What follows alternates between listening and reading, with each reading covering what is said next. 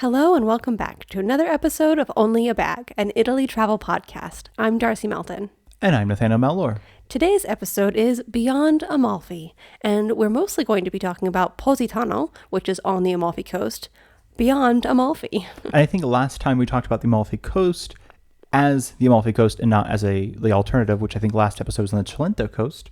We basically stopped at Amalfi because we had taken the bus to Amalfi and literally stopped at Amalfi and thought later we'll go to Positano and some of the other towns and be able to give feedback specifically about those. But I guess now we have. Yeah, we've been to Positano, so now we can tell you firsthand our takes on it and a bit of the information that you need to know.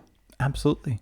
Before we get started, though, we just want to say thank you to everybody who has been reaching out with messages and asking us just questions about their trip or ideas, whether it's, I think, actually on YouTube and on Spotify, on Instagram, on everything. We do really appreciate it. It's fun to interact, and it's, I guess, fun to be asked. It's fun to sort of, collaborate, build a community sort of around this. So thank you all so much to those of you who are sending in questions. And thank you to those leaving reviews. It's funny, we have this little Spotify roundup about how many new reviews we got that month. So thank you, though, to those of you who have been leaving reviews. We do genuinely appreciate it. If you would like to, you can leave us a review either on Spotify or on Apple Podcasts. I don't think we run a bunch of other podcast platforms, but I don't know if you can really review on other platforms. I think it's just on those two. Mm-hmm. But you can certainly follow us wherever you listen. Absolutely. You can follow us wherever you listen. You can also follow us on Instagram at Only a Bag Podcast. You can follow us on Blue Sky at Only a Bag. And you can follow our website, or just go to our website, I guess, onlyabag.com, which is basically going to be loaded with articles. And we're talking about the Amalfi Coast today. We will have some articles in the description about how to get to the Amalfi Coast from Naples, from Rome, from Salerno, and specifically because we're talking about Positano, we will also have some of those articles will include how to get to Positano from those three cities. Exactly. I'm also working on an article about the best towns on the Amalfi Coast for families, and I'm going to do my best to have that out by the time this episode airs. On a countdown. Yeah. And last but not least, if you would like to donate to us, we would deeply, deeply appreciate it. It would help us get new mics. You can donate at our coffee, ko-fi.com/onlyabag. All of the links will be in the description. And without further ado, I present to you Beyond Amalfi, Positano. That was really dramatic. I know. I really wish I was some sort of, narrator in a theater. You should. You're very theatrical. Thank you so much. And on with the show. That was ado, I realized. Yeah, I said no further ado, and that was some more ado. So, Nathaniel, what are your first impressions? That is a great question. If I may set the scene very briefly for our dear listeners, we have lived near the Amalfi Coast for the last 5 years, give or take. And when I say near, I don't mean like down the street. I do mean like an hour away, hour and a half away. It's a little bit hard because we're about an hour away from Salerno, which is the gateway to the Amalfi Coast. But because Positano itself is actually difficult to get to in the sense that there's only a ferry and a bus, and both of those are reliant on just traffic and how packed things are and timing and things like that, it can be another extra hour and change or 2 hours and change to get to Positano. So arguably, we're about an hour or two from Positano.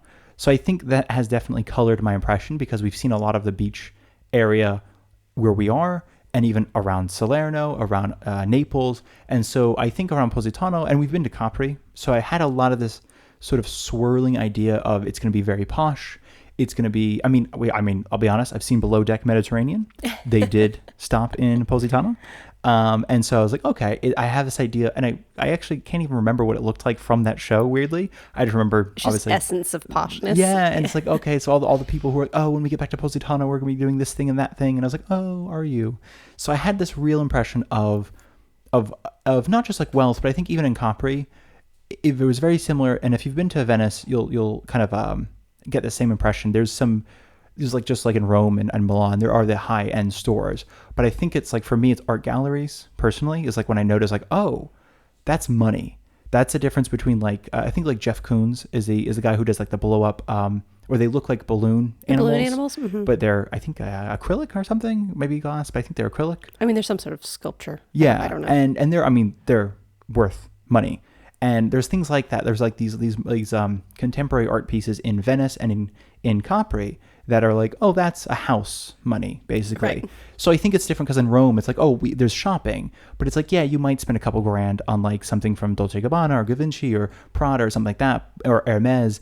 And it's like, okay, they might only let you into the store if you have X amount of money, but it's not like I just purchased a $250,000 sculpture that's going, in storage somewhere. So I think that in my head, it was like, okay, this is million or multi-million-dollar yachts. It's going to be very expensive, very posh.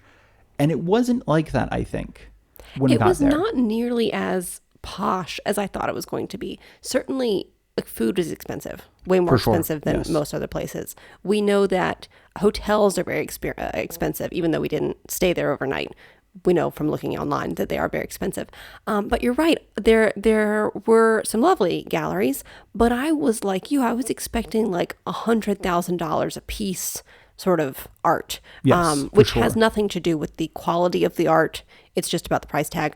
But a lot of the art that we saw, we overheard conversations, and it was more like 15,000 or 7,000, which still for a lot of people I know is an expensive price for art, but it just wasn't, you see the mega yachts when you Yes, pull up, exactly. and that colored my impression. And like you said, below deck and all these things just made me think like everything was going to be like luxurious in that it's quite expensive everywhere. And other than restaurants and hotels, it just wasn't as like, oh wow, that's a price tag, as I thought it was going to be. Exactly. And I think actually even the yachts, because we came in on the ferry, which we'll talk about in a second, and you do see like the water toys. So you have the jet skis and the slide and this and that. And you're like, and some of these are 4 or 5 layers. No, stories. Yeah. What is that? How many decks there are on a thing? But there are multiple decks. And you're like, okay, so that's money. And it's also a little bit funny because I would love to interview or talk to somebody who has been on one or who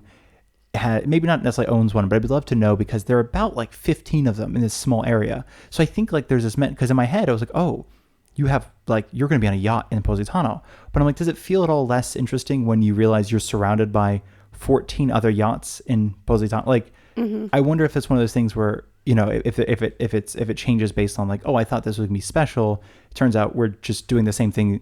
I don't know. There's an idea that like when you're going on being a tourist, you kind of do the same thing that everybody else does. And there's this hunt to be like, I want to do something that nobody else is doing. And so of course things like, renting out a yacht would be there. But I think then when you realize you're doing the same thing as everyone else is doing, I'm wondering if it's lessened at all. I wonder too, because I think you and I talk about amongst ourselves and on the podcast a lot, having the most authentic experience possible, which is why we talked about the Cilento Coast in the last episode, because it is far less touristy than the Amalfi Coast. And I was looking at these yachts thinking, well, that's a lovely background for your vacation. Like, you're looking at Positano, but how much are you actually seeing of real Positano, life there? yeah. How much are you seeing of Positano? I mean, you're just on a yacht that looks like everyone else's. I don't know. I'd be so curious. And actually, I will say that, so this wasn't, it's funny. I was also, as a big feeling of gratefulness that I realized for me too, because in Savannah, you're like about 2 hours away from Charleston, maybe 2 hours away from Jacksonville. And that's about it. Like in terms of day trips, like you could in theory get in about 4 hours, get to Atlanta, but there's not much else to do. For major cities, yeah. For major cities, or even just like, I mean, for smaller, like interesting, like St. Augustine, things like that. That's a drive. That's an investment. And I mean, a lot of it like is a drive. I've taken a day trip up to Charleston on the train, and it's kind of a nightmare. Yes. And so, I mean, just because the trains in America are not super, y'all. And I was really just like, wow, taking it, like, I just didn't realize that in such a short period, we can get from where we are to Positano on the Amalfi Coast, which is like, I realized for so many people, it felt like that was like their highlight of their trip. And I'm like, that's like right there for us. And I think because we've never gone really, and we've always kind of avoided it, I never really considered like how special it is. So for me, it was very also one of my major impressions was like how grateful I was just to be able to visit that as like a day trip rather than like as a big savings. And I think because that even colored that sort of impression of, I did get the feeling, just like in Capri, but more so in Positano, weirdly Capri and Anna Capri felt a little bit better about this. Venice felt better about this, but there's a sense in Positano that you had to spend money. And it felt really like, it almost, everything was commodified, if that makes sense. And I think, and there's a sense of that, of course it makes sense in a touristy town and things like that, but I think that especially being in the South, it felt like there's a lot of leeway, a lot of give and take, a lot of like, like just, not like here's things for free necessarily, but a lot of like I think there's just a lot of generosity, for lack of a better word. And then when you go to a place where it's very much almost like, oh, you can pay for generosity, it kind of felt like a little bit different. So that's just at least my first impression. And also, of course, literally the day later, also for this podcast, we went to Scario, which we talked about on that previous episode, Cilento Coast. Gorgeous day, super sunny, and it was a completely different experience in the sense of like, and we'll talk about it on an upcoming podcast episode either next week or the week after, but it was just wild to be like, you are, I mean, 2 hours apart from each other, 3 hours apart from each other, maybe, very similar coastline, very similar towns, but the vibe, so to speak, is just completely different. I don't know. So that was my like, first impressions, I think. No, that's a really good point. I think I don't know what I expected exactly from Positano, but I have this sense that I thought it was going to be more exclusive somehow than it was. However, and that's just like in the sense of I didn't feel less than walking around. Sure. I felt just like Yes. everybody else. Yes. However, like you're saying, you're absolutely right. There's essentially like a paywall to almost everything. In order to get to a bathroom, you have to buy a coffee or pay €1 for the bathroom, which is fine. It's very similar in a lot of parts of Italy. There were more beaches than I thought there were going to be honest, but not a lot of free beach. And like you said, like we've said before, the food is very expensive. And like you're saying, there's a lot of it feels commodified. So even though it felt fairly accessible, it still was money. It wasn't like weren't a lot of free experiences. Exactly. I think that's the biggest thing with Rome and all these other big cities or even smaller towns is there's a lot you can do for free that felt like Positano was like the free beach was sort of it. And again, thank you listeners for letting us talk about our experiences. We just wanted to kind of put that at the top of the episode so you all know, if you didn't skip through that, so you all know where we're coming from when we talk about whether it's the price or getting around or I mean, even seating or something like that, just so you know where we're coming from in terms of what we expected and then what we saw.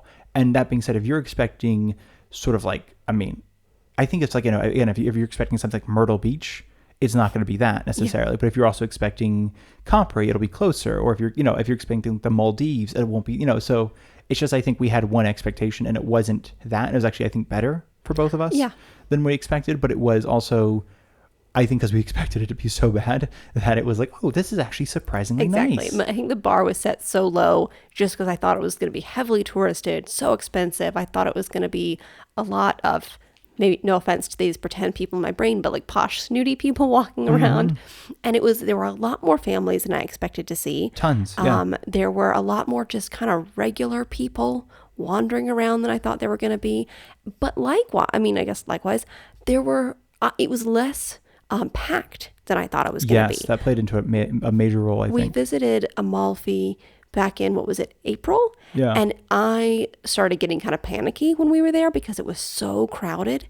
But when we were in Positano in July, there were fewer people there, it seemed, than when we were in Amalfi in April, which doesn't really make sense to me. There's almost like that effect of everybody's trying to avoid the height of the tourism season. So everyone started going the shoulder season, and now it's become the Flipped. season. Yeah, kind of. It's like April, and then when April and sometimes around September, October. I think once we went to pick up a residency permit for you in September a couple years ago, and then it was kind of crowded, and we're like, wow, it's the Amalfi Coast. Why wouldn't it be? But it's still pretty crowded. And I think so there's people trying to avoid the crowds, kind of come if they can.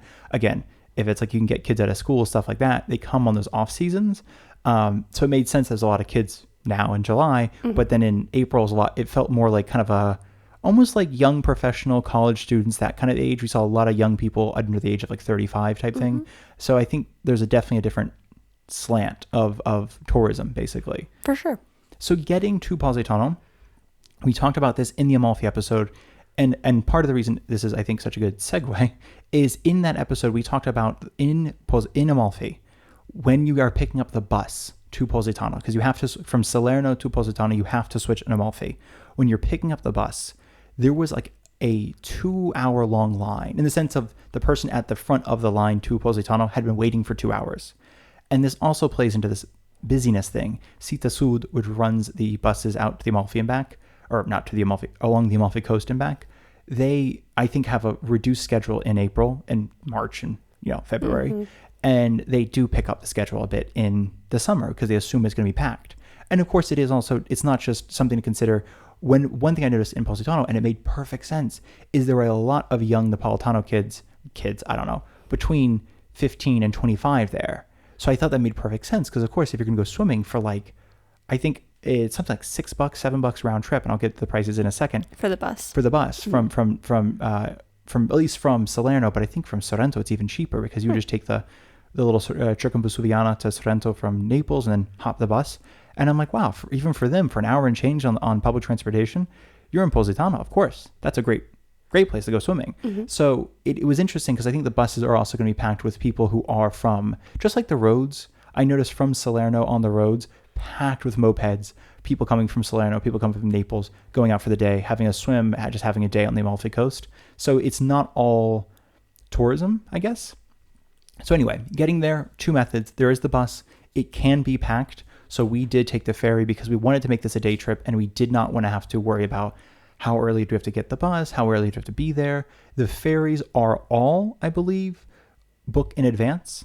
So you can reserve your spot. You don't reserve a seat necessarily, like seat 1A or 2B, but you do reserve a spot on the ferry. But you can get those tickets in theory day of. They do have like a ticket booth at the ports, but we wouldn't suggest doing that. I mean, I would suggest getting it ahead of time if you can plan that far ahead of time because you can't guarantee that you'll be able to get a ticket day of. I would definitely, I think that's smart too. If you're going to go ahead and get tickets, like the Seat Sud, the bus has to be gotten, in the vicinity of day of. I think you can get a few days beforehand or whatever, but I think they don't sell them online basically, so you have to get them in person. I guess I'm thinking for the ferry. But for the ferry, I would get them you can absolutely, because they sell them online, you might as well get it in advance.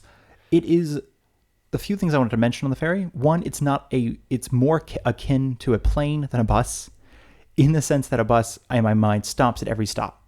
I thought the ferry would do that. We took the Travelmar ferry. It's one of the more popular ones. There's, I think, 4 or 5 companies. A lot of the companies just run between Salerno and Positano and Capri and maybe Sorrento, maybe Napoli, if you want to stay in Italian. But we took Travelmar because they also stop at all the small towns, I thought. Turns out they don't. You have to get individual fares. So if you're going to Vietri sul Mare or if you're going to Chattara or something like that, you have to get a different ferry. I thought, I'll be smart about this. We'll get a ferry all the way to Positano and we'll stop at all the little towns along the way to see what they look like.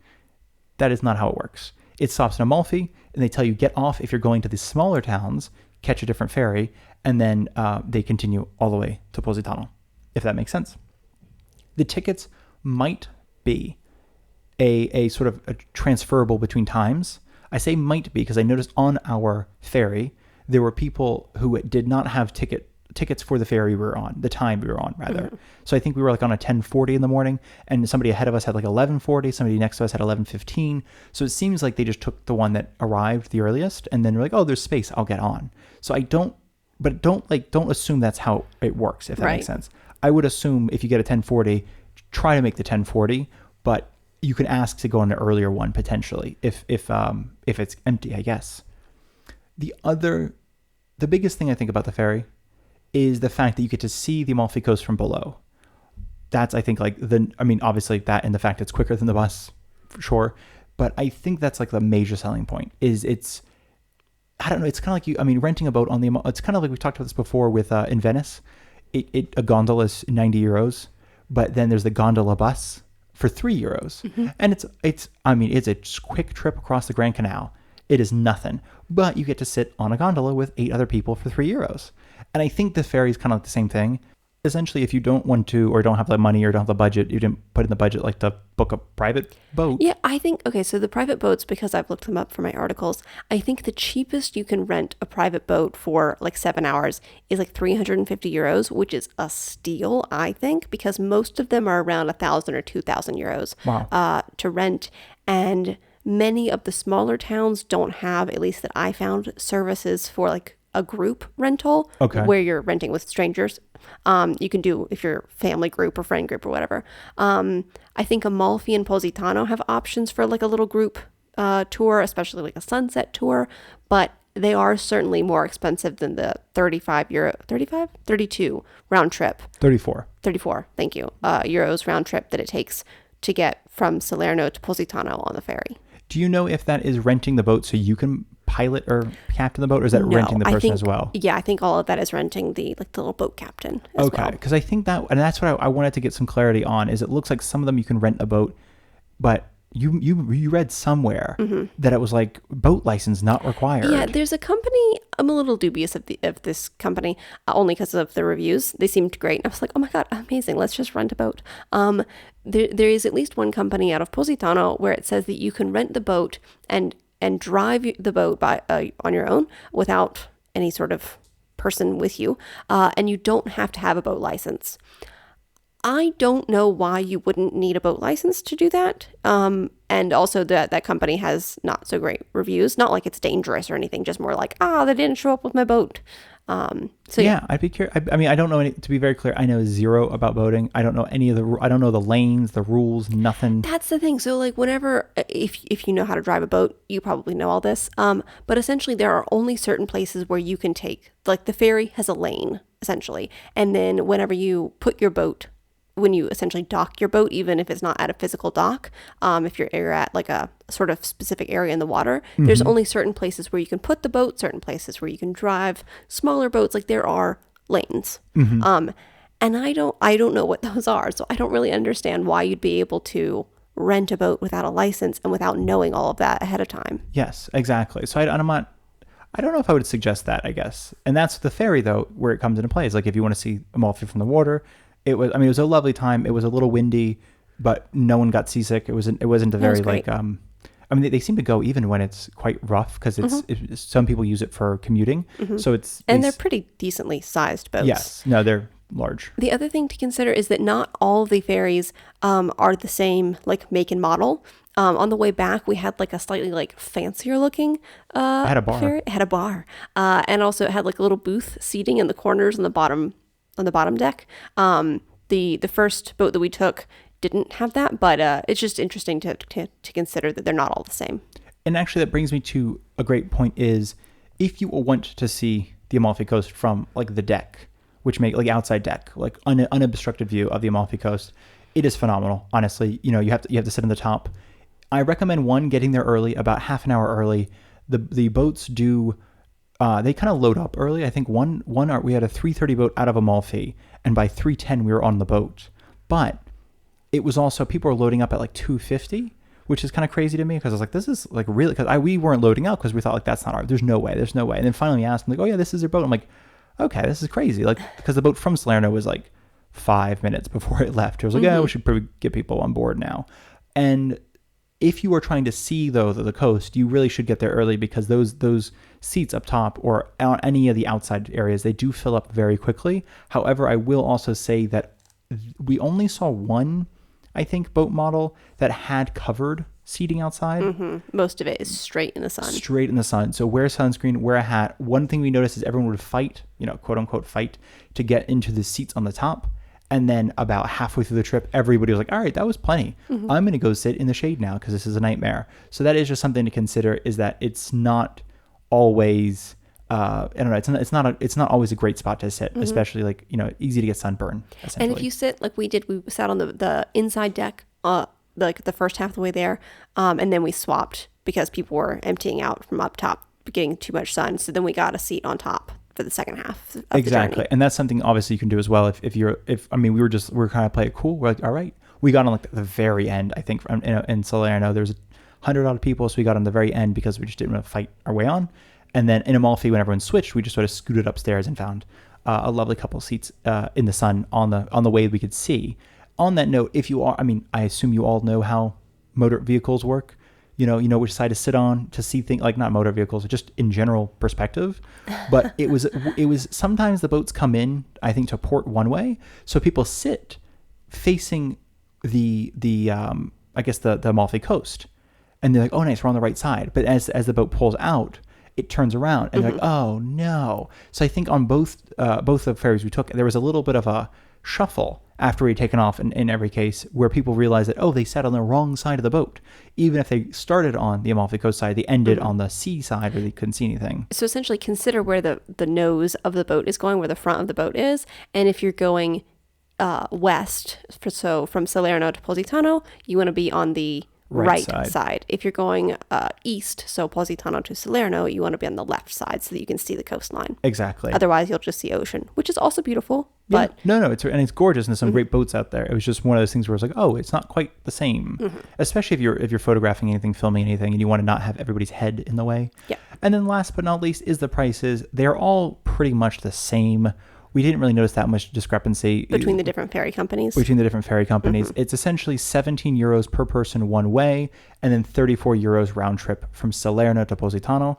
It is more, it's almost like 50 something to get to Capri, but then weirdly to get to like Procida or Ischia, which is around like farther away, like it was cheaper. Mm-hmm. So clearly there's a bumped up price to get to Capri and Positano, but it's unfortunately too, it's like 17 from Salerno. It's also I think 17 from Via del Mare, and I don't know how many of those other towns are also 17. But you're not gonna like save some money by starting at one town and then hopping on the ferry at that town to get to the next one. Unfortunately, they kind of are, it's a flat rate basically. And just so you know, for comparison, the bus is €3.40 one way and then €6.80 round trip. So if you're on a budget, or if you're just traveling with a big family, or you're like, you know what, we have time, we can be patient, we don't need a ferry, I do recommend the bus instead, because you are going to be saving like a ton of money in comparison. And so very briefly, now that we're done with the ferry portion, I did want to mention Praiano and Conca dei Marini, because those are two towns you will see on the way to Positano. We did not stop in them, unfortunately. I was hoping to stop at them, but I wanted to mention them because one thing I think we noticed, and correct me if I'm wrong, is that there are fewer beaches between Amalfi and Positano than between like Via del Mare and Amalfi. For sure. And I would say also, if there are beaches, they are smaller. Yes. And sort of more in the rock, like they're a bit more cove-like, where Minori, Maiori, Cetara, all of those, even Erchie, which is tiny, it's basically a neighborhood, they have beaches that are a bit wider, well, maybe not Erchie, but wider and a bit more sun-facing. Yes, and that was something I noticed too. I actually genuinely did not even know Praiano had a beach until looking on Google Maps, because we passed it twice. And I thought, there's no way that's like a town's beach. That's like just a little cove with a restaurant. It turns out that is Praiano's beach. And I think Conca dei Marini also has a beach. It's also quite small.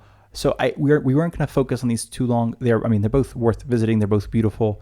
We weren't going to focus on them because Praiano's like up on a hill. It's mostly just walking. It's not the same sort of beach vibe community.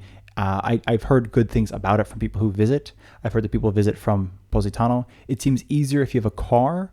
I will say again, because if you're on the bus, I honestly do not know the chances of getting on a bus because they're slammed coming out of Amalfi. So I don't know if there'll be space in Conca dei Marini or in Praiano. But I wanted to mention them just so y'all know we did not forget about them. We do know they exist. They are just not the core of today's episode.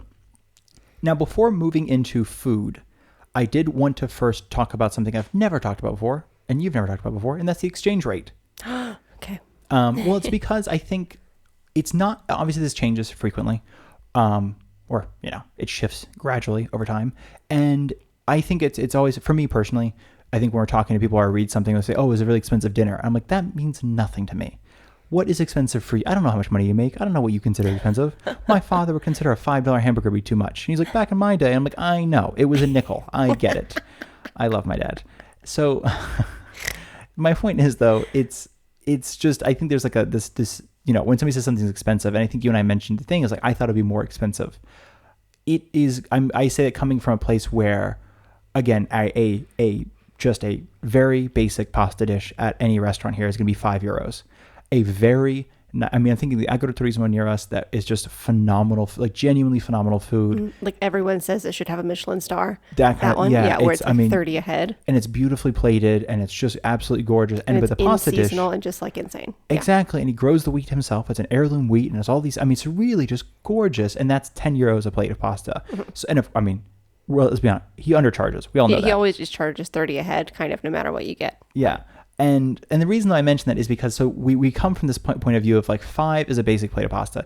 10 is a really nice plate of pasta. 15 is like either you're in a city or must be a mind-blowing plate of pasta. So then going to to Positano, it was sort of like that was in our head of like, this is how much we think. So what are things in relation to this? And the reason I wanted to mention exchange rates is because in Savannah, for example, I think Savannah tends to have pretty expensive food just because there's a lot of like Charleston. Mm-hmm. I think Charleston tends to get the well-heeled tourists. It's not necessarily budget tourists in Charleston. Right. I think Savannah is, maybe it wasn't the same way 15, 20 years ago, but it's certainly... If you live in Savannah, you probably are like us, where it's in the last 10 years, lots of swanky. I think swanky, like Hillary Swank. Swanky. But I like schwanky.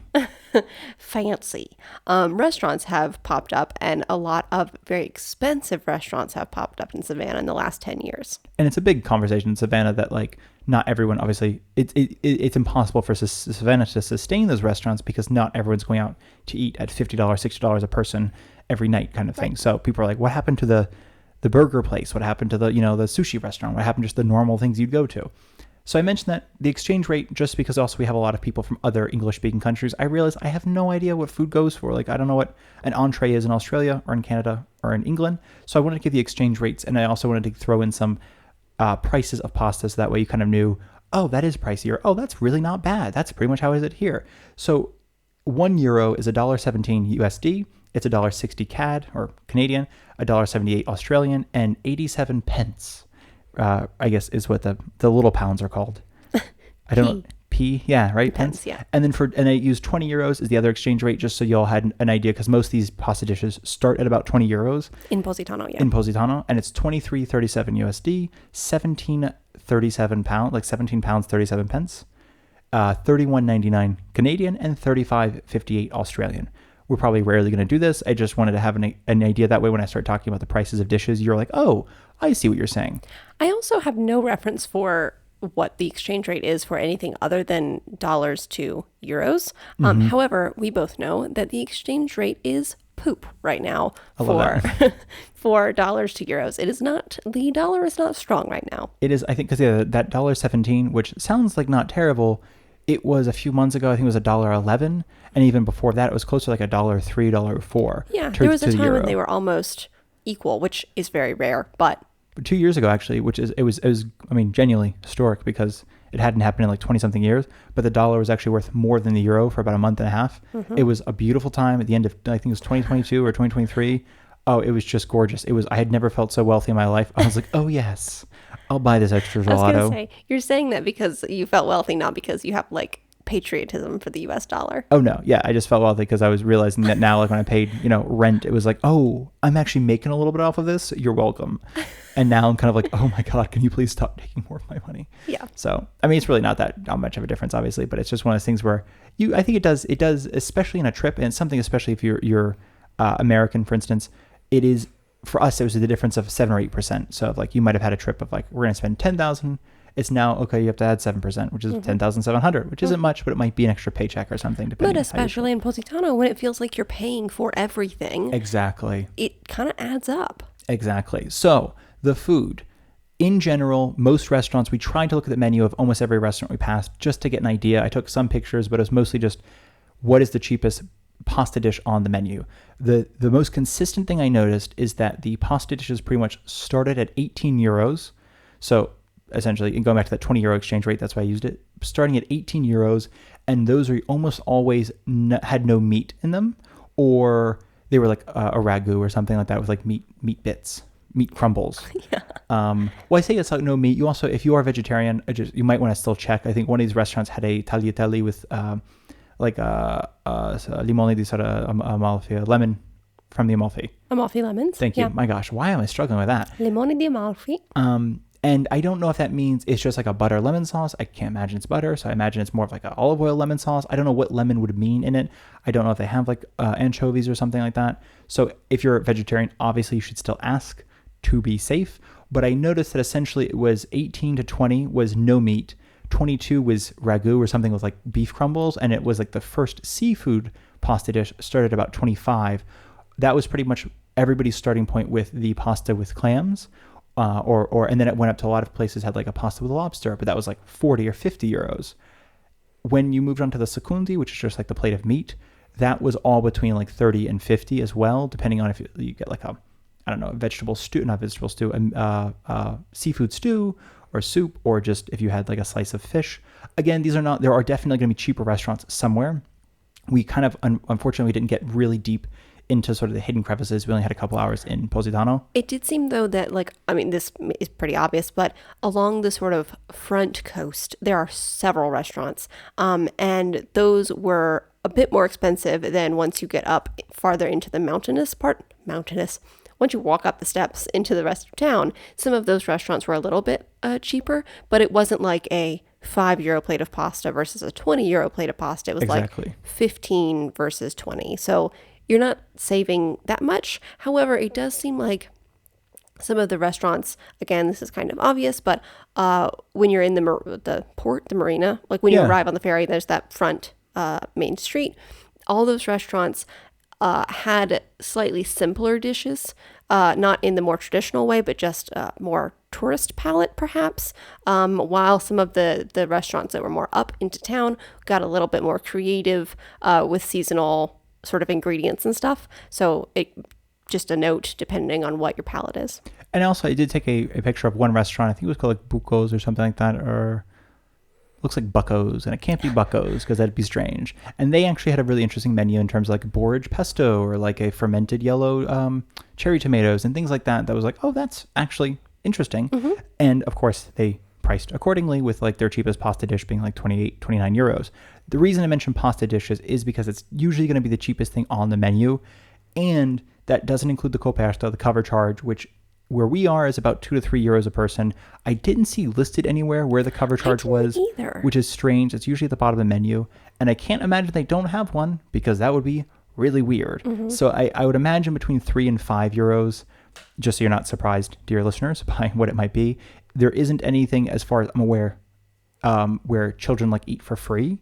No, I don't think so. I don't think I've ever seen like, maybe if it's like a kid on your lap, but usually the idea is it covers the cost of like the silverware and the cups and the plating and the whole 9 yards. So it's not like kids eat for, no coperta for kids. So I'm thinking of like a family of 4, you might already be looking at 20 euros. And if you're thinking about one dish each, even if it's the cheapest dish, you're looking at, 100 euros already. So in comparison though to Salerno, which I'll talk about again in a second, just to give that thing of, it's really just Positano. It's just the Amalfi Coast. It's like, as soon as you get to Salerno, a pasta dish is like 7 or 8 in comparison. And the coperta does fall in price. And thinking about how that's something brought on likely by tourism, something that I heard a woman next to me say, who is an American tourist, was that she was told by, I guess, the waiter or waitress at the restaurant that she and her partner had to purchase 2 entrees in order to sit wherever they were wanting to sit at, wherever this restaurant was in Positano. And they were like, you can't get just an antipasto. You can't have just an entree. You have to have at least 2 entrees in order to sit here, which she was kind of taken aback by. I think mostly because she already had planned on doing that and she took it as rude. I don't know the tone of this waiter or waitress. Thing. I think, it's just like, exactly. So I can't like mix and match. It's like, I have to get there's like pressure put on you that you have to reach a certain amount. And you've seen too, or heard other people talk about this, particularly in touristy restaurants, like in Rome and places like that, where you're met abruptly with this demand that you have to reach a certain point. You have to get this many things in order to take up space at this restaurant. There was a story, I think, on the Rome subreddit, if not the Italy travel, and it was basically 2 people were going with a group of friends. They had already eaten, so it was either they were going to like split like a bruschetta or just not eat or something, because they didn't realize they're having dinner again. So like, we don't want 2 dinners. We're stuffed. We just went to be nice. And basically, I think it was the server asked, like, if you're not going to eat, you're going to have to leave. And I thought that was, again, an interesting thing, because that is usually the sign of a touristy restaurant. I have seen plenty of times, at least in the South, and non-touristy restaurants, even in Rome, I imagine, where it's very common for somebody to just be like, yeah, I'm having a little thing, I'm on a diet, or I'm not hungry, or I'm this and that, or it's too early, or one of 100 reasons. That's not like an Italian thing. That's very much a touristy thing. Right. So that's something to keep in mind. That being said, so we've talked about the expensive sort of side of things. And again, I'm just trying to prepping you. Honestly, we were thinking about it coming from an American point of view. If you eat out a lot in like Savannah, going to Positano would not be a stretch. You'd be like, oh, this is actually kind of like the same. And I can see why people too say like, oh, it's so much better food, because it is genuinely probably pretty decent by and large. Maybe not amazing, but decent enough, and then you're getting, I guess it's like for the same price, you're getting something that might actually be, I think some of these places that quoted said they had handmade pasta. Not all of them. A lot of them were just like pasta, but I think some of the nicer ones were handmade pasta. So I can see that sort of like, okay, I'm paying 24 euros for a plate of pasta with clams. And in the States, I'd been paying 22, and it's like, well, but now I'm in Positano, I have the view. It's and if you worth eat it. Fish and you order the right kind of fish that is not bacala. Bacala is what, green? Salted cod. Salted cod from Iceland, Greenland? Iceland, yeah. Iceland. But if you get like clams might be local. So that makes sense for the price. Yeah, they should be local. I will say, actually, we walked, I'll mention in a minute, the Lido and the other beach. And there's a guy who owned it or something like that. He's an old guy eating under an umbrella and had the just best smelling plate of like clam pasta. And I was like, this is kind of is this how they all taste? Or is this just like you made this one for yourself? Because that was really good smelling. So there is some cheaper eats as well, especially if you're just doing a day trip and you're like, oh, we don't really have the budget for a meal. We just want to have a little something.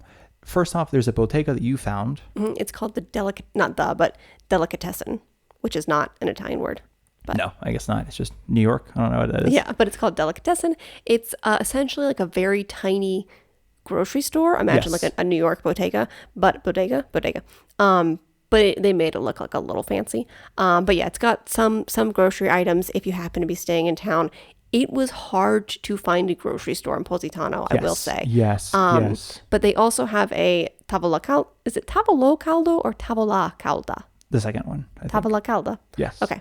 So they have essentially like little hot items. Like the guy was really trying to sell people on the I think risotto. Risotto al funghi, the mushroom risotto. Yeah, he's like, guys, sure don't want to try this risotto. He's like, it's really good. Nobody. And clearly everyone's interested in something else. And then like they'll have like some vegetables or a lasagna, things like that. They also have like focaccia. Exactly. They can make you sandwiches there. So that is a cheaper place to get food.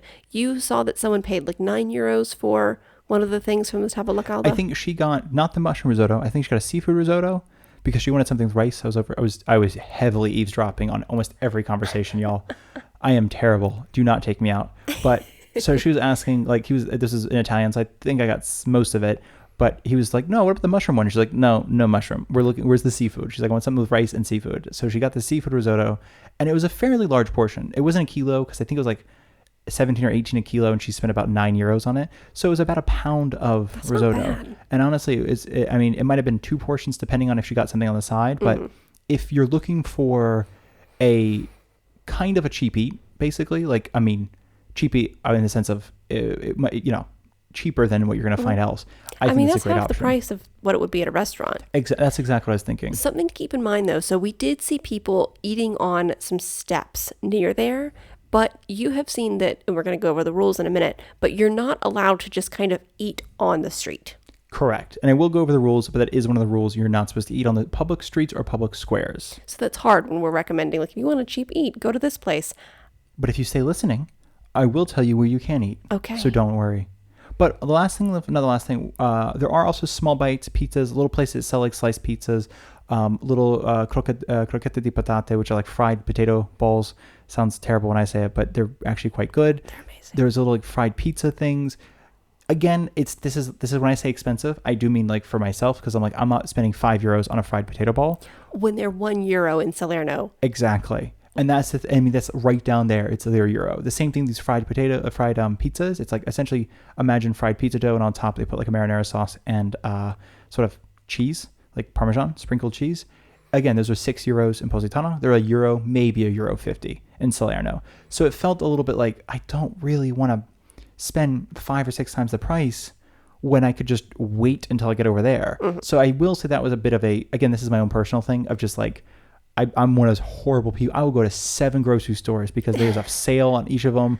I'm the worst. And I'm just the worst. In fact, we have a favorite forno in Salerno. They make great and really affordable pastries and little take-along lunch items. And so we popped by there in Salerno and took a little picnic lunch to Positano because we were both so afraid we'd get there and be able to afford absolutely nothing. Yeah, it was Elia, Elia, if you guys are in Salerno and you want to visit. It's a beautiful little forno. It's really nice. It was we hadn't seen it before. Like it seems new in the last year or two. So we But you've tried been it a couple out. times We've now. been a couple times now, and we tried it out, I think, last year for the first time. And I was super pleasantly surprised. Like I was expecting like, decent, and I was like, this is really good. Yeah, it's really good. So it was just like a little bit of it was basically a baked, it's a panino and a Positano, and it's essentially a baked rolled bread with vegetables.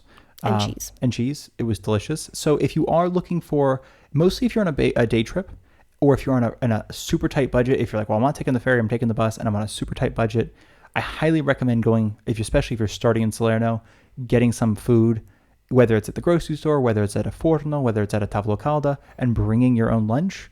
It's probably going to save you a ton of money, and plus it might just be, saving you a ton of money, I think, is the main one there. So you mentioned the rules, and actually this is good before we get into gelato to talk about the rules, I think.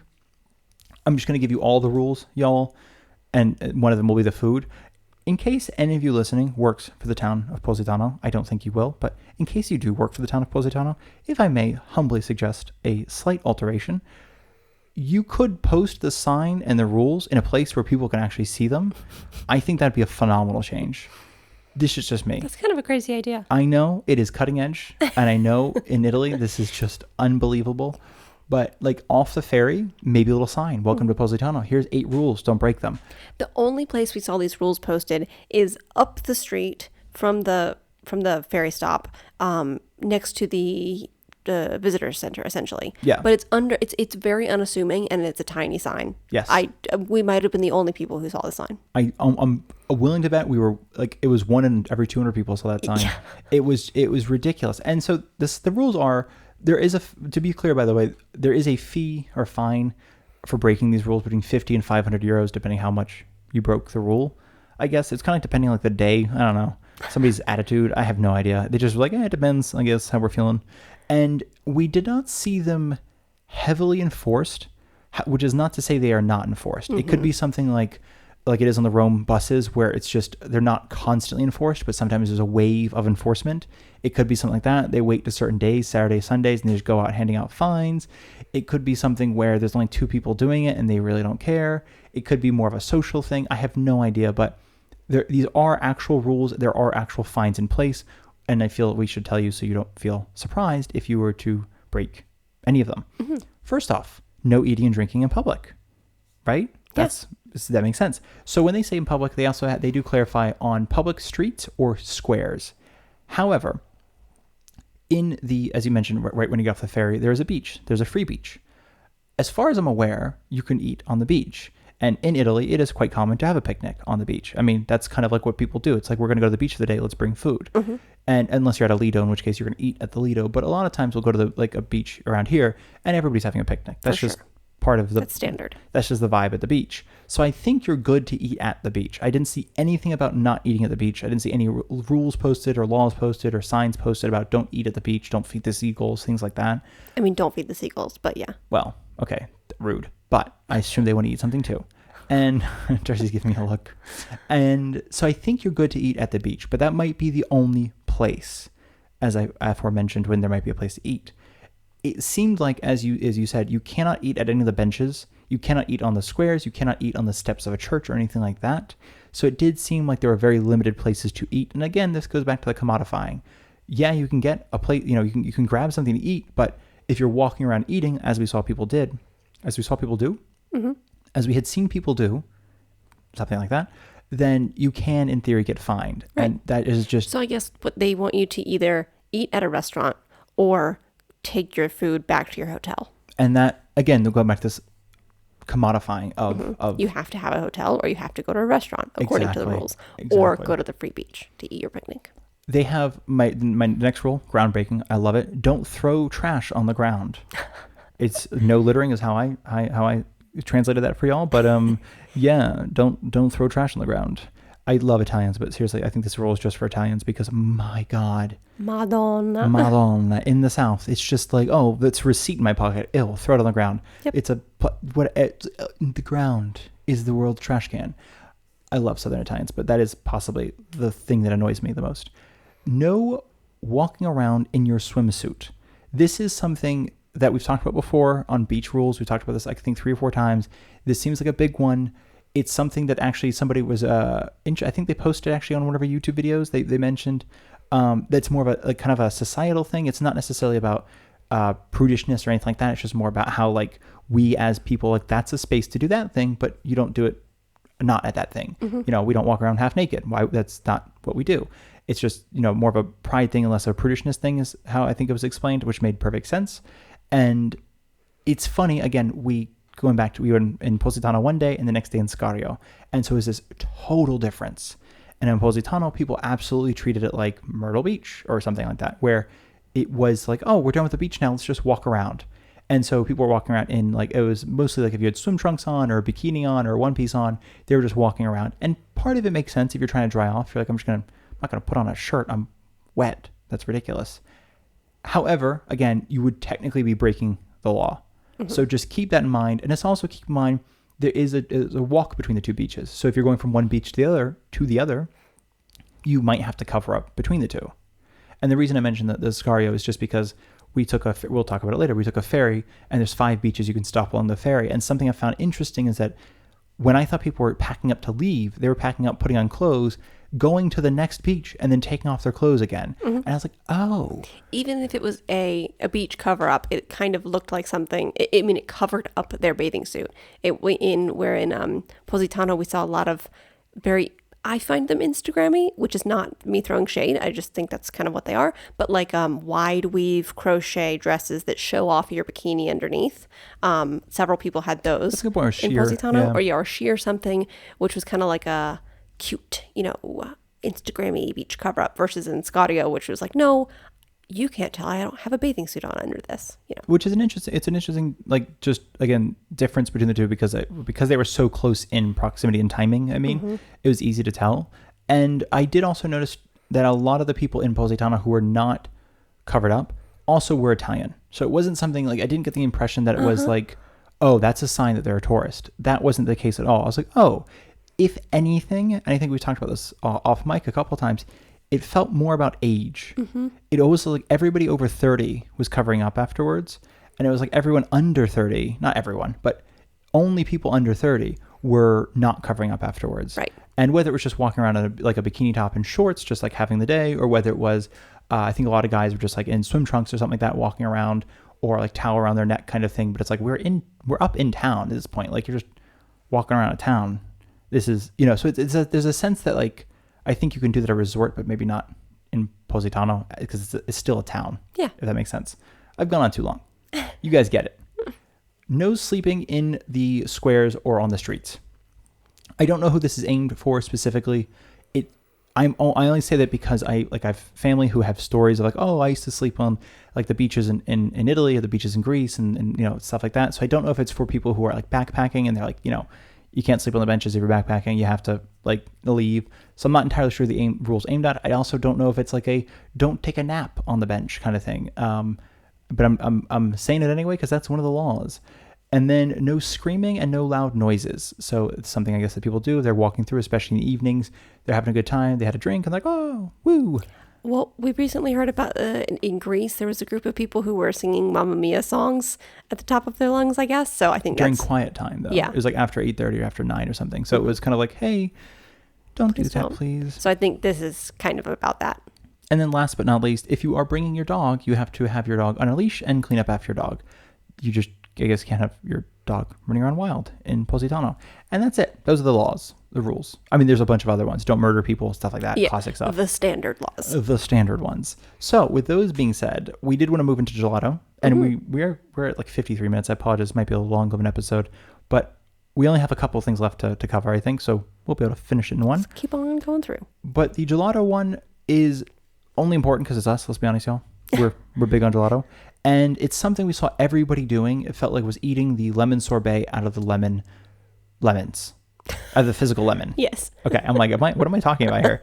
Out of the actual physical lemon. Yeah, it's a big thing in Amalfi and Positano to have lemon sorbet out of lemons. I say it's a big thing. It's a big touristy thing.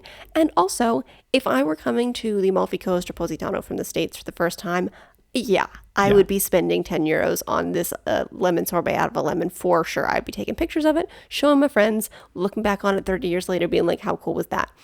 Absolutely. But something to keep in mind is that it is not like it doesn't seem like a full serving of gelato when they put it in the lemon, because obviously they scoop out the inside of the lemon and you're eating it out of the rind. Yeah. And these tend to start at 10 euros and go up from price in there to about 15 euros, depending on the size of the lemon. So you're not really getting a good bang for your buck, because just getting a serving of lemon sorbet, what was it? We paid about We paid $3.50 for a small cone. Okay. One flavor, small cone. And actually, you mentioned the bang for the buck is just before he served us, the guy did make a lemon sorbet thing for somebody else and put one scoop, because that's all I could fit, in the lemon, and then gave us one like large scoop on top of the cone. Scoop he gave us. Yeah, I know. I was like, is this free? Is this insane? And so I did like part of me mentioning that is, again, y'all, I just explained, I will go for the lengths of this world for a deal. I am ridiculous. I don't understand.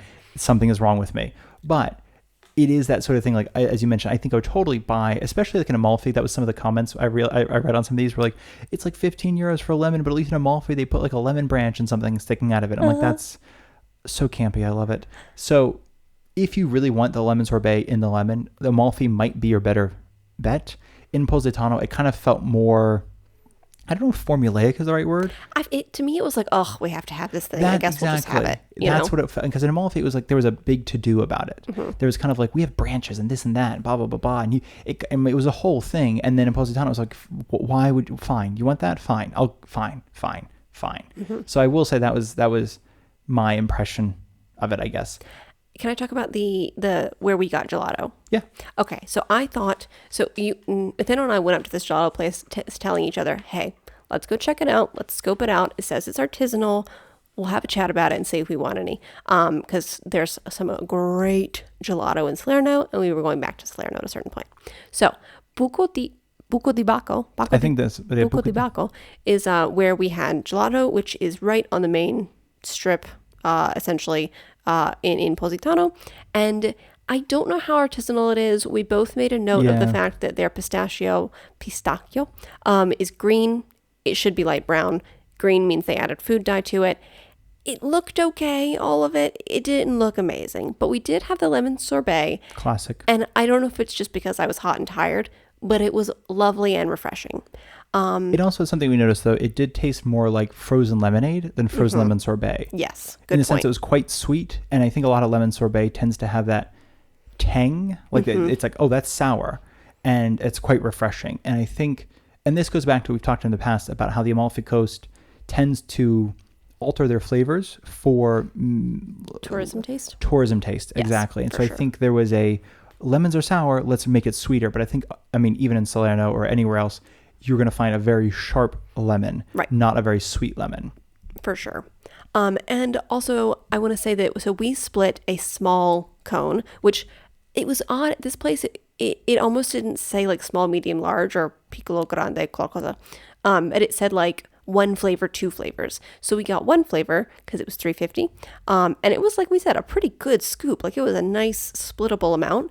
And we went over and kind of, once we purchased it, we went over to the corner and didn't sit down because we're used to there being a cover charge for sitting at a table. And an older guy came over who seemed to be the manager or the owner. I don't know. He had an air of, I run the place. And he was like, no. Come sit at this table. This table is for you. It has like a reserved thing on the table. Yeah, exactly. Like, oh, okay. And so we got, for $3.50, you get a very nice scoop of gelato, a place to sit, and with your receipt, you get access to their bathrooms for free. So I have to say that was a really good deal. Keep your receipt, though, because if we did not the first time, and we just had to pay €1 each to use the bathroom afterwards, because you have to scan the receipt to get into the you have to scan the little QR code. We just threw the receipt away. We did not think about that at all. So keep your receipt. Some of these places have a pass. Some of it has a pass you show someone. Some has a pass you scan. Some of it has a receipt. There are different methods, but a lot of them, going back to the commodifying thing, was again in a lot of the places we've been to, Rome, Venice, even Siena, Florence, was if you really need to use a bathroom, you can ask somebody, hey, I'm sorry, can I just use the bathroom, please? And here it felt like that's not a thing. Like you can't just pop into a restaurant and use their bathroom, especially because at least at a few of the restaurants, it looked like the bathrooms were not physically attached, but in a different part of the, like this one was up the stairs a bit, and kind of not a different part of town, but physically not attached. Right, Physically it was in a different building. And there's a turnstile to get into the bathroom. So it kind of felt almost like they just bought a public bathroom, if that makes sense. Yes. That was the air was more of a public bathroom. So I will say that was, again, that commodifying feeling of like, I'm always kind of thinking too, like you're traveling with, if you're traveling with their parents or traveling with kids or something like that, or people who, I mean, because I'm thinking with kids, just you ask them at 12 o'clock if they need to use the bathroom. Like, no, I'm good. 12:02, they're like, I am going to burst. I'm like, 2 minutes? We're already gone. I could have gotten you in for that euro. You could have slipped in the turnstile. I have to pay. Or not really, because that's stealing pee or something. I don't know what is stealing a bathroom? I don't know what that is. I'm going to move on past that because I don't really understand how to explain it, but y'all understand. Yeah, kids have to pee a lot and not at the opportune times. And I'm like, and it was so nice in Rome because we noticed a lot of parents were just running in. I'm like, I'm so sorry, do you have a bathroom? My kid is about to burst. Yeah. And they're like, of course, yes, we're human beings. You can use the bathroom. Beaches. Mm-hmm. Let's just jump into beaches. Let's do it. It is, so there are 2 major beaches. And there was more beach. I don't know if I've said this, but there was more beach in Positano than I expected there to be. Yes, there was. Yes, there was. It was a little weird actually because they were doing some sort of renovation. They were putting a pipe in under the water, under the beach. And I think it was some sort of overflow for the if it like rained up in the mountains or something. So some of the beach was a little bit inaccessible. However, I don't know if anybody should access it in typical times anyway, because it was so close to where the ferry drops people off. Yeah, so like there's a main beach and there are several different restaurants along that front coastal front road, and several different lidos, and then a little stretch of free beach, spiaggia libera. And as you said off mic, basically that part of the free beach on the main beach, that little free slot, is surrounded by boats essentially. Mm-hmm. So like people can bring up their little taxi boats to take people up to over to their yachts and such. The ferry comes by. There are other boats. You're just surrounded by boats, and it's not lovely to swim around in marine fuel. So that's not a great free beach. Yeah, it's very much like swimming in a marina. Mm-hmm. But even the Lido, it's the same thing. It's very much like swimming in a marina, and it's a little bit strange because I think a lot of like a Sorrento and things like that all have swimming next to the marina, but it's almost again assumed that that's not the better beach is not there. Mm-hmm. You know, it's like, oh, don't go swimming there. That's weird. Especially don't pay to go swimming there. And that was so many of the Lidos, the Lidi, you had to pay to swim there. Mm-hmm. There is then the other beach. I don't know what it's called. I should have probably looked it up. Fornillo. Darcy knows exactly what it's called. It's called Fornillo. Fornillo spiaggia. That is a bit of a walk. It's a walk uphill and then a walk downhill. It is a beautiful scenic and paved walk though, but it is certainly a walk. It is, yes, it's definitely scenic, definitely paved. It's really not terrible.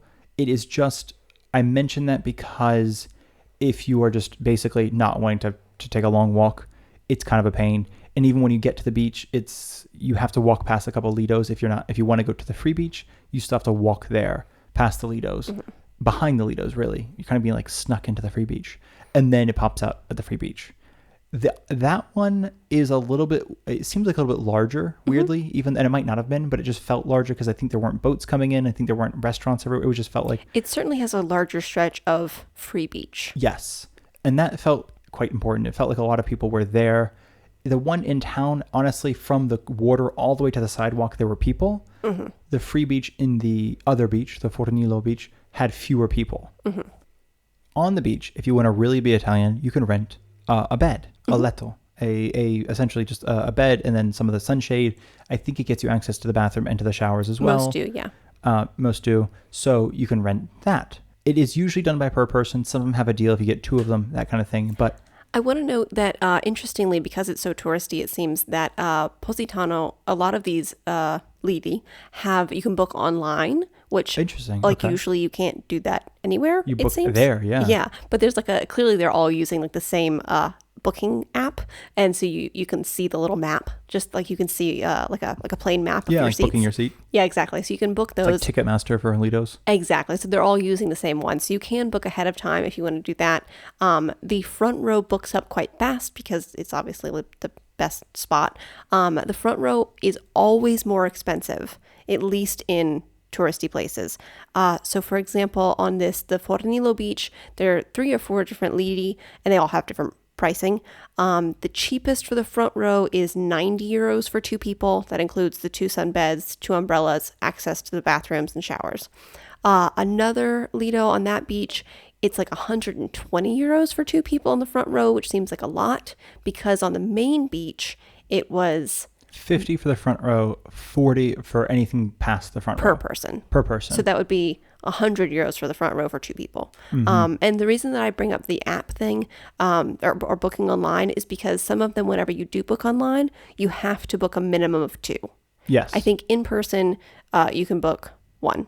Yeah, that makes sense. Yeah. Like if it's just yourself. But just as a note.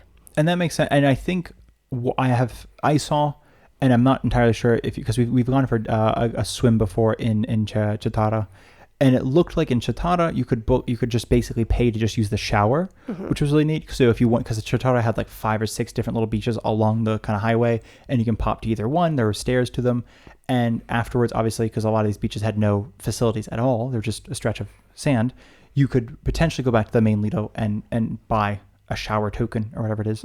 And I don't know if Positano is the same way, but if you are thinking of a day trip or you just want to go swimming in Positano, you might be able to book a shower if you want to get the salt off, change into clean clothes, and then continue walking around rather than walking around in a swimsuit. Yeah.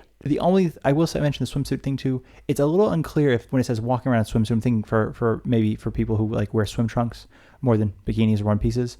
It's not clear if like, can you walk around in swim trunks as shorts as long as you're wearing a shirt? And because it's like sometimes, especially you can't, I mean, you can tell, but sometimes. I would guess yes, especially because Italian bathing suits, if you're thinking in the gender binary, Italian bathing suits for men tend to be like a Speedo. So you probably can't walk around in like a nice dress shirt and a Speedo. That is true. Or just a Speedo, but you might be able to walk around in a swim trunk, a shirt like and American swim trunks. kind of swim trunks. Yeah. Okay. And I think moving to past beaches, if I may, I think beaches are beaches, y'all. Shopping, we've touched this already. I think we both thought, if I'm not mistaken from our first impressions, we both thought there'd be a little more upscale shopping, that sort of Hermes, the sort of Givenchy, that Prada. Is it Givenchy or Givenchy? I had no idea that was an option. Oh, okay. Wow. Well, I don't know how it's pronounced, but so it could be one of the two. Givenchy or that is news to me. Okay. So, but that shop wasn't there anyway. So you could also say Givenchy because it's Italian. If it's Italian, it's not, but it could be. Because the GI is the J. Doesn't matter. I spent too long on that already. Okay. You mentioned too, there were like a street with some local. Yes. Okay. So I was pleasantly surprised in a way by the shopping because I don't shop at, Chanel anyway or anything like that. I just expected those kind of shops to be there. But I was really pleasantly surprised because there's a lovely path going uphill in Positano, which is shaded by a really pretty Bougainvillea. Is it a pergola? Is that what it's called? Yeah, I think so. Really pretty. And there were people, I don't know if these people live in Positano. I imagine they can't afford it unless they have a family house there. But there were actual Italians who had painted and made artisan goods and paintings and things selling their work along that path. We bought a postcard for your dad. Hope your dad's not listening. Surprise. But it was really cool that there were people, like actual artists there working and selling their work. Also, this artist on the main street wasn't selling his work, but he was painting, which was really cool to see.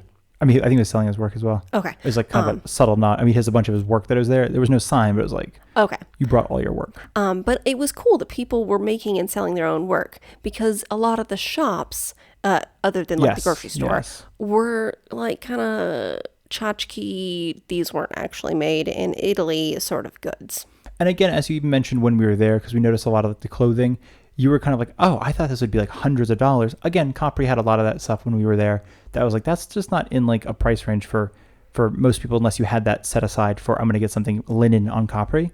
And we noticed that there was like, oh, if you want to get like a linen shirt, it's like €40. I'm like, that's not great because it's 20 in Salerno, but it's not bad because it's a 20-year, if it's like I think after we talked about before, maybe we haven't, but like a really fun for us, it's like if you're trying to bring something back, a little memento of your trip, what are those called? Souvenir, is like sometimes clothing really works. I got this in Positano, I got this in Capri, I got this in so-and-so.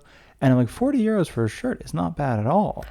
I would guess that means it's not made in Italy. Oh, for sure it's not made in Italy. Okay. Yeah, and if it has a little sign and a little tag, I'm willing to bet it's still probably not made in Italy or has like the buttons sewn on in Italy. No, I just meant like, it's like the Antica Sartoria, which it's kind of like a Amalfi-esque brand. I mean, it has this idea that like, it's what people on the Amalfi Coast wear. It's all their prints have like lemons and blue and stripes on it. And it has these like baby blue bags. And if you've seen it kind of thing.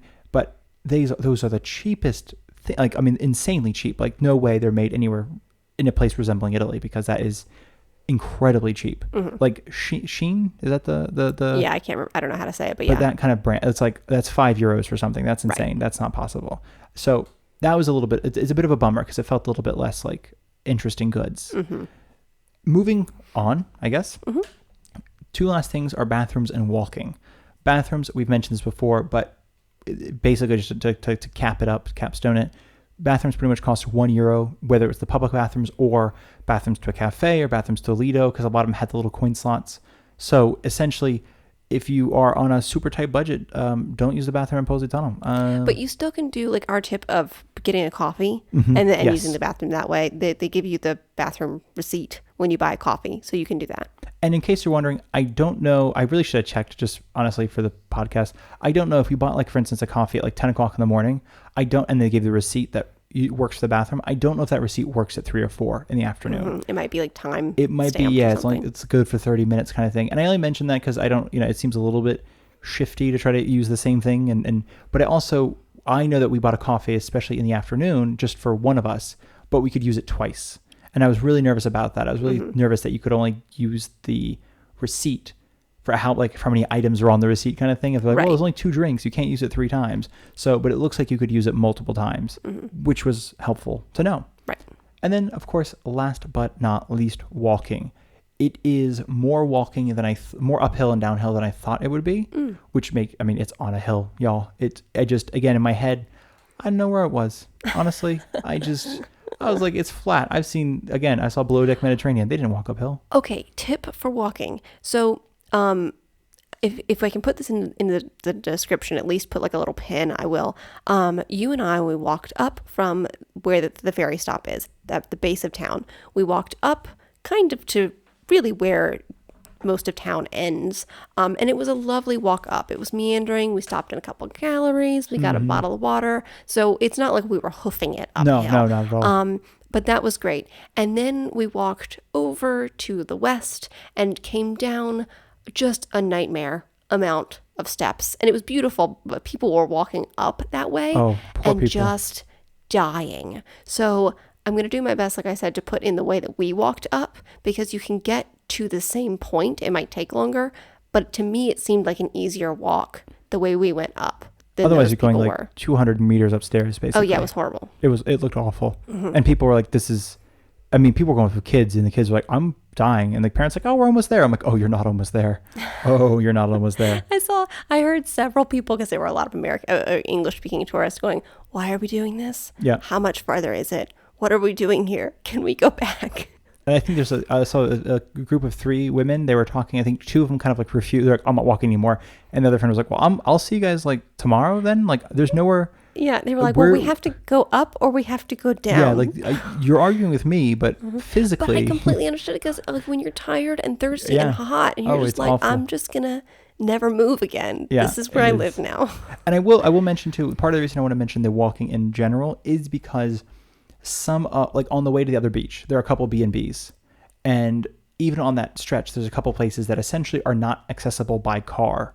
So be super, super, super clear on your booking. If you are doing Airbnb, but if you're doing booking or a hotel or something like that, make sure if you're like, I need to get there by car, or I at least need to get there by like, not a giant staircase, then that you get that kind of information, because not everything I noticed was accessible by even the stairs you mentioned.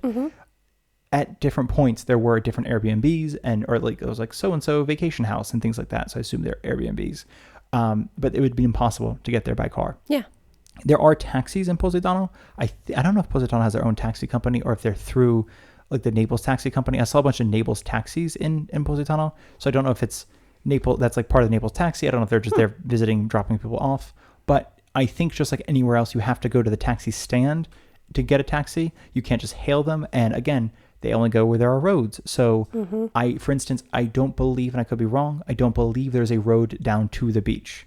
I didn't see any cars down there. I don't think so. I just saw, there was, I think, like a couple of like a kind of as a golf cart, I think, because they're loading up people's luggage, not a golf cart, but that type and almost thing. like a electric hand truck situation. Yes. So it is something that they have, like it's an additional charge, but there are like independent companies who will take your luggage. I think they're even called like Luggage Buddy or something like that. I think so. Yeah, porter service, luggage service. And you can pay them to take your bags, which is very convenient because I would not want to lug my luggage around any part of Positano. It also seems like too, if you're there and you're going to be leaving, but you have luggage with you for some reason, they can bring it to a place to store it and then give it back to you after a few hours. If you're just spending a few hours there, but like, I don't know, like it's kind of like when you stop off for the day and you're like, I have luggage, but I'm not stopping. You're in between two different. Exactly. Yeah, exactly. And I think that's. Oh yeah. I have one note. Okay. If you are driving to Positano, it is going to be hecka expensive to pay to park. Yes, the yes, cheapest you can pay, it seems, is 7 or 8 euros an hour. Others are 10 euros an hour per hour, y'all. So, but also do your homework. Look on Google Maps. Look at any sort of review site. There are 4 or 5 different parking lots none of them are at the base of Positano. Like Nathaniel said, you can't drive down that far. But there are 4 or 5. A couple of them have horrible reviews. A couple of them have good reviews. One of the best reviews is it's slightly farther away. It's actually, we should mention, the bus stops. One of the ones with the best reviews is 10 euros an hour, and it's not outside of town, really. It's at the edge of town. It's a slight walk away for sure. Exactly. And that is where there's a new stop for the bus, where you can catch the bus going to Sorrento from that parking lot. Also quite near that is it's a different bus stop for going to Salerno, but they're in close proximity to each other. And then way on the other side of town, on the west side of town, is like the original bus stop for going to Sorrento. Which on that note too is if you are taking the bus to Positano, either from Sorrento or from Salerno, and just obviously keep in mind, if you're walking down to the beach, you'll be walking back up to the bus at the end of the day. I know it's a silly thing, but I think sometimes it's easy to forget. You're like, no, will be easier on the way back up. It will not. It's going to be straight up. However, on the ferry, it drops you obviously at the base of town, so you can go up and explore, and then your walk will be down. And as you mentioned, the parking, if you're renting a car, that's the biggest thing to keep in mind is it might come back with some dings. That's the thing. Yeah, a couple of these parking lots, not everyone had a review saying like they scratched my car, but a couple of the parking lots had several reviews saying that they scratched our rental car and didn't take any responsibility for it, blamed us, all that jazz. So do your due diligence in looking at the reviews for these places. And I guess take pictures before you drop it off. For sure that. Yeah. Yes. So I think that is everything. I think we did Positano. Yeah, we went to Positano. We told you all about it. That is basically what this podcast is all about. Yeah. So we hope that you enjoyed. If you did enjoy, you can leave us a review on Apple Podcasts or Spotify Podcasts. You can also reach out to us with any questions, comments, concerns. If you have an upcoming trip or you want some advice, we have an Instagram at Only a Bag Podcast. We have a Blue Sky, Only a Bag. We also have a website, onlybagpodcast@gmail.com. And last but not least, a website. No, did I already say website? I think you did. That was a Gmail, not an email. Oh. Gmail. I've ruined my spiel. I'm going to keep going. That was great, though. Keep going. And we have a website, onlyabag.com, in which you can send us messages, but also a lot of these, how to get to Amalfi Coast and how to get here, will be in the description. There will be articles on the website, so you can kind of bookmark them if you need them in the future, if you're going to get around. Last but not least, if you enjoyed the podcast and you'd like to donate to us, you can do so through our Ko-fi link, ko-fi.com/onlyabag. We would deeply appreciate any and all donations as they help us get better mics. So when it sounds like my voice is getting tired like it is right now, you won't be able to tell. Or you'll be able to tell really well. Exactly. It's a really good mic. So thank you all so much for listening. Thanks for listening. Tanti abbracci.